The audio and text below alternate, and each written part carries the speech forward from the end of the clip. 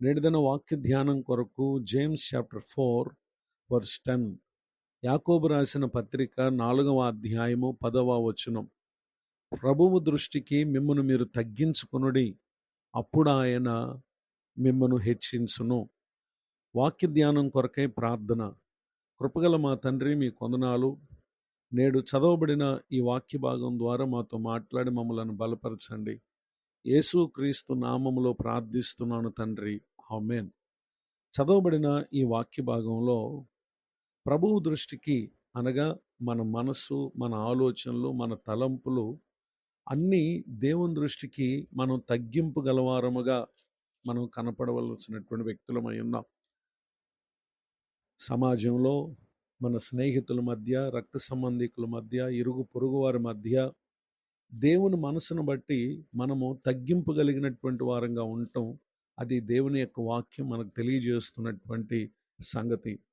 ఎవరైతే ఆ విధముగా ఉంటారో నిశ్చయముగా దేవుడు వారిని హెచ్చిస్తారు అనేటటువంటి విషయాన్ని దేవుని యొక్క వాక్యం మనకు తెలియపరుస్తూ ఉంది.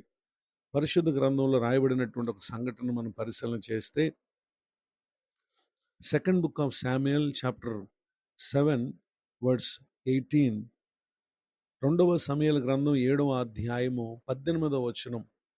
దావీదు రాజు లోపల ప్రవేశించి యెహోవా సన్నిధిని కూర్చుండి ఇలాగున మనవి చేశాను, నా ప్రభువా యెహోవా, ఇంతగా నీవు నన్ను హెచ్చించుటకు నేనెంతటి వాడను, నా కుటుంబము ఏ పాటిది అని తన తగ్గింపును ప్రభు ఎదుటను అలానే తన జీవన విధానములోనూ దావీదు గారు కనుపరుచుటను మనం గమనించగలం. నిజమే, దావీదు స్థితి ఏ విధమైనది అని కనుక మనం పరిశీలన చేస్తే, చాప్టర్ 7 వర్స్ 8, 7వ అధ్యాయం 8వ వచనంలో, గొర్రెల కాపులోనున్న నిన్ను గొర్రెల దొడ్లో నుండి తీసి ఇశ్రాయేలున్న జనుల మీద అధిపతినిగా నియమించితిని అని ఇక్కడ ప్రభువారు తన దాసుని ద్వారా తెలియపరచడం మనం గమనించగలం. అయితే తన స్థితి ఆ విధముగా ఉన్నప్పటికీ దేవుడు దావీదును చూసి, తన తగ్గింపును చూసి ఇశ్రాయేలు ప్రజలకు అధిపతిగా ప్రభు నియమించారు. అతడు అధిపతిగా నియమింపబడినప్పటికీ ప్రభువు సన్నిధిలో కూర్చుండుటను అతడు ఎంతమాత్రము కూడా అశ్రద్ధ చేయలేదు. తన జీవితంలో సాయంకాలమున, ఉదయమున, మధ్యాహ్నమున ప్రభువును గురించి ధ్యానించచ్చు మొరపెట్టే వ్యక్తి.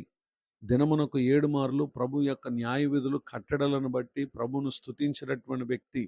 ఈ విషయాలలో అతడు దేవుని సన్నిధి పట్ల చూపిన తగ్గింపు అతనిని, అతని సంతతిని పరిశుద్ధాత్మ దేవుడు ఆయన హెచ్చించినటువంటి విషయాలను ఇక్కడ మనం గమనించగలం.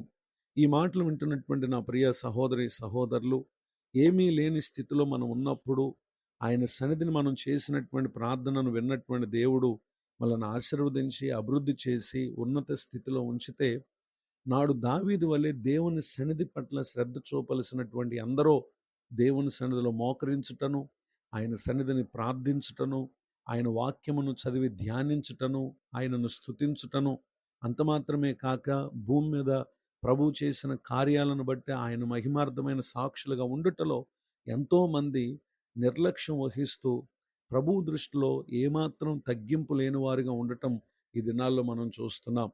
ఈ మాటలు వింటున్నటువంటి నా ప్రియ సహోదరి సహోదరులు, ప్రభు దృష్టికి మనం ఏ స్థితిలో ఉన్నా తగ్గింపు గలవారంగా ఉంటే భూమి మీద నిలిచి ఉన్నంత కాలం ఆయన అంచెలంచెలుగా మనల్ని ఆశీర్వదిస్తారు. ఒకవేళ అశ్రద్ధ చేస్తే, నాడు సౌలు దేవుడు తనకు ఇశ్రాయేలును పరిపాలించేటటువంటి రాజుగా అధికారాన్ని ఇస్తే జనులకు జడిసి అతడు దేవుని ఆజ్ఞను అతిక్రమించిన కారణం అతడును అతని ఇంటి వారును దేవుడు తమకు ఇచ్చినటువంటి రాజరికాన్ని వారు పోగొట్టుకున్నారు. ప్రభు ఎదుట గర్వముతో జీవించినటువంటి సౌలు తనకున్నటువంటి స్థితిగతులను అతడు పోగొట్టుకున్నటువంటి విషయాలు మనం చూస్తున్నాం.